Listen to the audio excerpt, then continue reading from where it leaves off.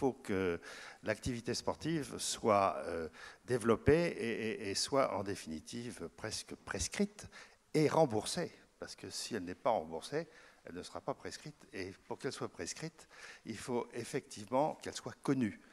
Et tout le problème qui se pose au mouvement sportif que je représente, c'est d'aider ceux qui ont en charge de faire du sport à organiser des protocoles d'activité adaptés aux problèmes qui sont concernés, c'est-à-dire la prévention primaire et la prévention tertiaire.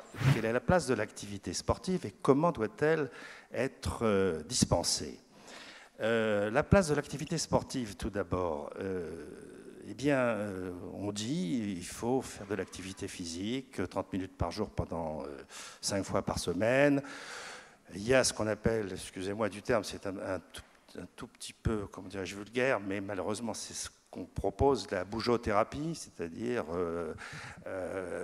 marcher, monter les escaliers, faites dès que vous pouvez un petit peu d'activité. C'est pas mauvais, bien sûr, il faut continuer à le faire, mais ça n'est pas suffisant. Quel est le rôle du mouvement sportif? Le rôle du mouvement sportif, c'est de permettre aux médecins de connaître la discipline que la personne souhaite faire, de bien la connaître et de connaître ses caractéristiques. D'abord, ses caractéristiques physiologiques, etc., ses inconvénients, etc. Et pour cela, il faut que les fédérations, par l'intermédiaire de comités sport santé que nous venons de créer, et j'en sais beaucoup gré au conseil d'administration du CNOSF qui a fait en sorte de demander aux fédérations et aux présidents de fédérations de soit les créer, soit faire en sorte que ce qui existait déjà soit amélioré, eh bien, c'est une reconnaissance officielle. Et quand tout à l'heure, Madame la Ministre a parlé des comités sport santé, je crois que c'est encore une reconnaissance beaucoup plus officielle et je suis persuadé que cela aura un impact.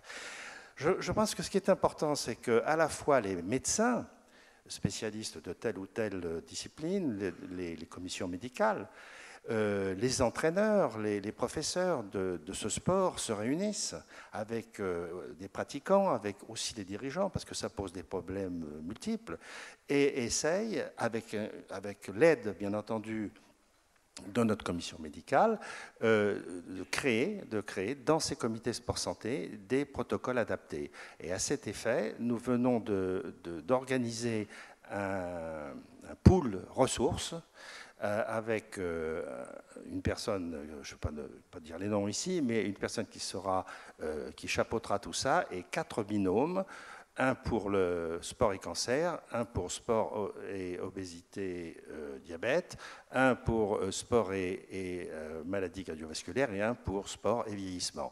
Ces personnes aideront les fédérations pour justement créer ces protocoles afin que ces protocoles soient déterminés et reconnus et éventuellement opposables à la fois sur le plan scientifique mais également économique.